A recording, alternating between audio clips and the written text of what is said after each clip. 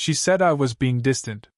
But distance doesn't appear out of nowhere, it's built, one unspoken word at a time. Lately, the space between her messages feels longer. The replies come later, shorter, as if every word has to pass through hesitation before it reaches him. She still smiles when they see each other, but it's not the same kind of smile. It's the polite kind, the one that stops at the surface and never reaches her eyes. He notices everything, the way she keeps her phone face down now, how her laughter no longer lingers when he says something foolish, how she leaves a little earlier than she used to.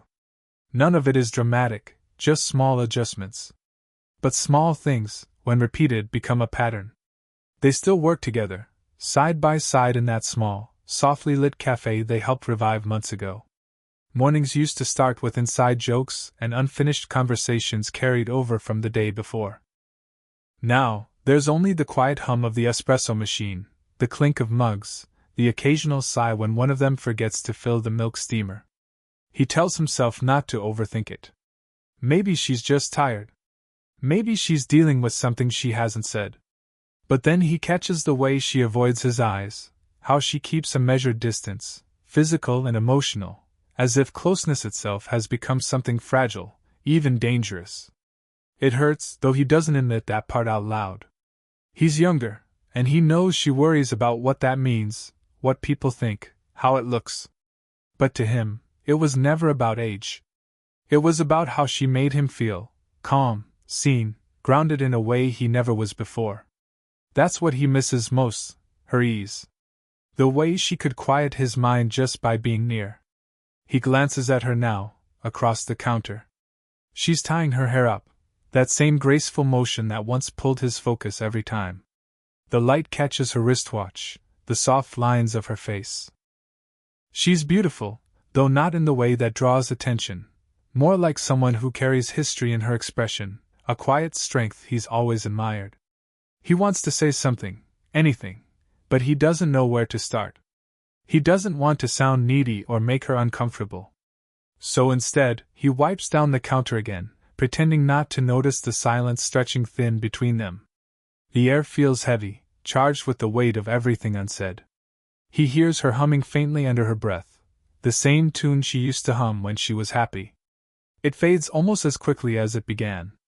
When she finally looks up and meets his eyes, just for a second, there's something unspoken there. Regret, maybe? Or exhaustion? Or something else entirely? He smiles softly, a quiet peace offering. She returns it, but only halfway. And in that half-smile, he understands more than any words could tell him, that something between them has shifted, and neither of them is brave enough to name it yet. The cafe had long since emptied. Chairs were stacked, lights dimmed to a soft amber. Outside, the sky was the color of slate, heavy with the promise of rain. He was wiping down the counter one last time when she spoke, her voice steady, almost too calm. "Can I ask you something?" He looked up, surprised. She was standing by the doorway, arms crossed loosely, as if holding herself together. Her tone wasn't angry, but there was something fragile under the calm, something careful. "Sure," he said, trying to sound casual. She hesitated before continuing, eyes fixed on the floor. "You've been distant." The word landed between them like a quiet challenge. He set the cloth down, watching her carefully. "Distant?" he repeated, buying himself a second to breathe. She nodded, her gaze still low. "Yeah. You barely talk anymore." "You used to." Her voice trailed off, then she shook her head. "Never mind." He exhaled, the weight of her accusation sinking in. There was a dozen ways he could respond: apology, denial, avoidance. But what came out was sharper than he intended. "You're the one who created the distance." The sentence hung in the air like a crack of thunder, soft but final. Her head lifted slowly, eyes meeting his at last. They weren't angry, not really, just startled, as if she hadn't expected honesty to sound so blunt. For a moment, neither of them spoke. The refrigerator hummed in the silence, the air thick with everything they'd both been avoiding. She blinked once, then looked away, jaw tightening. "Maybe I did," she said quietly. "But I had to." "Why?" he asked before he could stop himself. Her expression shifted, a flicker of pain, pride, something unnamed. Because it was getting too close, she said. Too complicated. He wanted to ask complicated for who? But he didn't. He already knew. The age difference, the way people's eyes lingered when they saw them together, the unspoken judgment that she carried heavier than he did. He rubbed his thumb against his palm, searching for words. You think I don't notice when you pull away? When you stop looking at me the same way? She didn't answer. Instead, she pressed her lips together, arms folding tighter around her chest. It wasn't defiance, it was self-protection. He stepped closer, not enough to cross a line, just enough to bridge the emptiness a little. You say I'm distant, he murmured, softer now. But maybe I'm just matching your silence. Her eyes flicked up again, and this time, the distance between them was more emotional than physical. She opened her mouth as if to reply, but the sound that came out was barely a whisper. I didn't mean for it to feel like this. I know, he said. Neither did I. A faint tremor passed through the air, something like relief, something like grief. She looked down, her hand brushing the counter as she turned to leave. At the door, she paused. Good night, she said, her voice steady again. Good night, he replied. When she was gone, he stood there in the half-light, the echo of their words replaying in his mind. You're being distant. You created the distance. Neither of them had won that exchange. But something fragile had cracked open, and neither could pretend not to feel it any more. He didn't sleep that night. The words kept circling back, replaying in his head with the same dull ache each time. You're being distant. You created the distance. Neither accusation had been wrong. Both had come from the same place, fear. He sat by the window long after midnight, the city outside half awake. The rain had finally started, slow and steady, a rhythm that matched the pulse of his thoughts. The sound used to calm him. Tonight, it only reminded him of her, of all the nights they'd stayed behind after closing, listening to the rain while finishing inventory or sharing a quiet drink before locking up. She would sit across from him, sleeves rolled up, hair falling out of its usual neat arrangement. They'd talk about small things, favorite books, places they wanted to visit, stories from her younger years. He'd listen, fascinated not just by her stories, but by the warmth in her voice when she told them. He remembered how she'd tilt her head slightly when she laughed, a habit he never noticed until it stopped. How she used to tease him gently about his playlists, claiming his music was too melancholic for someone his age. He used to joke that maybe he just lived too many lifetimes already. She'd smiled at that once. You talk like an old soul, she'd said, brushing her hair back. That's dangerous. Why? He'd asked. Because people like you make it too easy to forget what we're supposed to be careful about. He didn't understand what she meant back then. Now he did. He missed that version of her, unguarded, open, not yet worrying about the world beyond their little corner of it. But more than that, he missed the version of himself that existed around her. The one who didn't measure every word, who wasn't afraid of silence. He leaned back, eyes on the reflection in the glass. The rain traced slow patterns down the windowpane, distorting the city lights into streaks of gold and silver. He could almost imagine her sitting there beside him, the faint rustle of her coat, the warmth of her presence filling the quiet. His phone buzzed once, a notification, nothing from her. He didn't expect it to be. Still, a part of him had hoped. He wondered if she was lying awake too, thinking of the same conversation. Wondering if she'd gone too far. He hoped she hadn't convinced herself that his distance meant indifference. Because it wasn't indifference. It was defense, a way to keep himself from reaching for someone who kept stepping away. He let out a slow breath, closing his eyes. Her voice lingered in his memory, the way she said his name, calm, deliberate, softer than she probably intended. In the quiet, the regret settled in like the rain, steady, unrelenting, impossible to ignore. He realized then that what he missed most wasn't the warmth of her company, or even her laughter. It was the certainty, the knowing, without needing to ask, that they were both moving toward each other. Now, it felt like they were standing on opposite sides of the same silence, both waiting for the other to cross first. The next evening, the cafe was quiet again, almost too quiet. He told himself he wouldn't stay late this time, but habit, or maybe hope, kept him there. She was still at the counter when he finished stacking the chairs. Her coat hung over the stool beside her, untouched, as if she wasn't quite ready to leave. She looked tired, not in the physical sense, but in the way someone looks when they've been carrying too many thoughts for too long. He hesitated before walking over. "You staying late again?" She looked up, startled but not surprised. "Just finishing up the books," she said, closing the ledger a little too quickly. "You don't have to wait around." He gave a small shrug, leaning on the counter across from her. "Not waiting. Just not in a hurry." A faint smile tugged at her lips, a real one, small but real. "You never are," she murmured. Then her voice softened. "That's what I always liked about you." The word like lingered between them longer than it should have. He caught it, held it quietly in his chest, not daring to answer.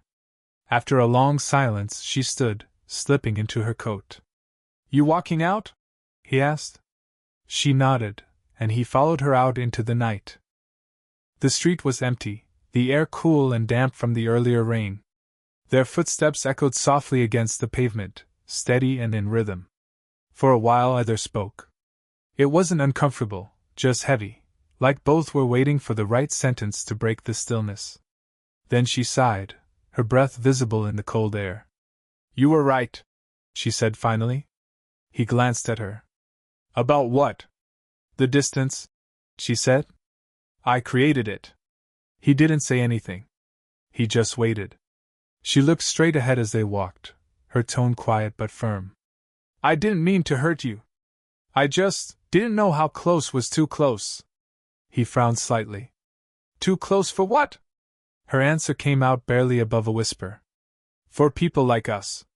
She stopped then, turning toward him under the soft glow of a streetlight. The light caught the faint sheen of tears she tried to hide.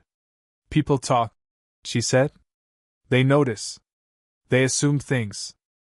And She hesitated, almost laughing at herself. "I'm old enough to know how cruel people can be." He wanted to interrupt, to tell her none of it mattered, but something in her voice stopped him. She looked down, fingers gripping the strap of her bag. "You're young. You have your whole life ahead. You shouldn't have to defend what this looks like." He took a step closer, his tone low, steady. "What this is looks like two people who care about each other. That's all." She smiled faintly, shaking her head. "You make it sound simple." "Maybe it is," he said. For a moment, her composure faltered. Her eyes softened, and she exhaled a small, tremulous laugh, the kind that comes from both relief and sadness. "You make it very hard to stay away," she said quietly. He didn't reply. He didn't need to. The silence between them had changed, not gone, but gentler, as if it was finally making room for truth. They stood there for a long while, close but not touching, sharing the kind of stillness that feels almost sacred. And for the first time in weeks, the distance didn't feel like something to protect. It felt like something to cross. The first drop of rain fell just as they reached the corner. A single cold tap against his wrist, then another, then 100 more. She looked up, startled, then laughed softly, the kind of laugh he hadn't heard in too long. "It always rains when we talk too much," she said, half smiling as they ducked beneath the nearest awning. He chuckled, brushing droplets from his hair. "Maybe the weather just likes to eavesdrop." Her eyes lifted toward his, warm and amused, a spark he thought he'd lost. The sound of rain grew louder, a soft percussion on the metal roof above them. Around them, the city blurred into mist and reflections, puddles catching the glow of passing headlights, everything washed in silver and gold. For a while, they just stood there. The quiet wasn't awkward, it was electric. She folded her arms loosely, shivering a little from the cold. Without thinking, he slipped off his jacket. "Here," he said, holding it out. She hesitated, always proud, always self-contained. But then she accepted it, shoulders relaxing as she draped it around herself. His scent lingered on the fabric, faint but warm, and when she met his eyes again, the air shifted. There was no mistaking it now, that invisible pull between them. Her voice softened. "You shouldn't keep doing that." "Doing what?" he asked. "Being kind," she said. "It makes it harder to keep my distance." The honesty of it hit harder than he expected. He didn't look away. "Maybe that's the point," he murmured. For a moment, the only sound was the rain. She turned slightly toward him, close enough that he could see the faint shimmer of water on her lashes. Her breath trembled, not from cold, but from the nearness. "You don't understand," she whispered. "You make me forget how this looks, how it ends." He wanted to tell her it didn't have to end, that he didn't care how it looked, but the words stayed caught in his throat. Instead, he reached out slowly, giving her time to step back if she wanted to. His hand brushed a strand of wet hair from her cheek. The touch was feather-light, deliberate, and when she didn't move away, something in his chest gave way. Her eyes closed briefly, a breath caught halfway between surrender and restraint. When she opened them again, they were softer, unguarded. "Don't," she whispered, but her voice carried no conviction. He dropped his hand, the space between them suddenly louder than the rain. "I'm sorry," he said. She shook her head. "Don't be. I don't know what to do with this." "Then don't do anything," he said quietly. "Just be here." And so they stood there, close enough to feel each other's warmth, far enough to keep from breaking the fragile line they'd drawn. The storm continued around them, the world blurred by rain, but under that awning, it felt like time had stopped. It wasn't a kiss. It wasn't even a confession. But in the way her fingers brushed the sleeve of his shirt, tentative, fleeting, it felt like something just as powerful. Neither spoke after that. They didn't need to. The silence said everything. The rain had stopped by morning, leaving behind streets slick with light. He arrived early, earlier than he needed to, drawn by something he couldn't quite name, maybe hope, maybe guilt. The cafe was empty when he stepped inside, the smell of freshly ground coffee hanging in the air. He half expected her to keep her distance after the night before. But when the door opened, and she walked in, the first thing he saw wasn't hesitation. It was something softer, a quiet resolve. She smiled, faintly but real. "You beat me here," she said. "Couldn't sleep much," he admitted. "Me neither." She hung up her coat, moved behind the counter, and busied herself with the espresso machine. He watched her hands, steady, practiced, but the silence between them wasn't strained this time. It was the kind that comes before something important. When she finally turned toward him, there was no armor left in her eyes. "About last night," she began. He nodded. "Yeah. I didn't mean to blur the line," she said. Her voice wasn't defensive, it was honest, fragile. "I just forgot where it was." He leaned against the counter, arms loosely crossed. "Maybe the line's been moving for a while," he said quietly. That made her pause. She looked at him for a long moment, then let out a breath that sounded like surrender. "You always say things that make it hard to pretend I don't care." He smiled faintly. "Maybe you shouldn't pretend anymore." Her eyes shimmered, though she didn't cry. She rarely did. "You don't know what it's like, being me in this." "Then tell me," he said, voice gentle.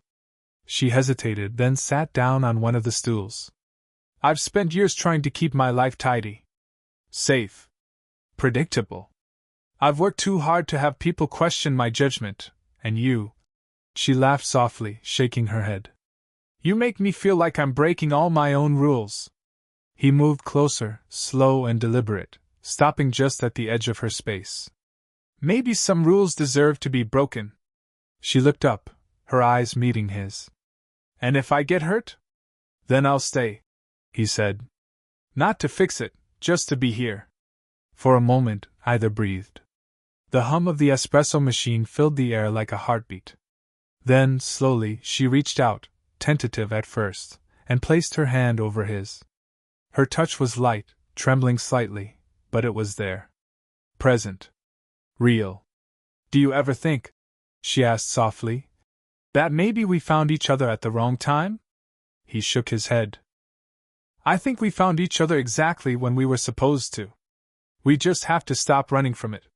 She studied him for a long time, her thumb tracing an absent circle over his skin. Then she smiled, not a sad smile, but one full of quiet understanding. Okay, she whispered. Then let's stop. The morning light filtered through the window, turning the air golden. Her hand stayed in his, warm and steady. Neither of them spoke again. There was no need to. The truth was finally between them, no longer hidden, no longer denied. It wasn't a grand confession. It was something simpler, two people deciding, without words, to stop pretending they didn't already belong to each other.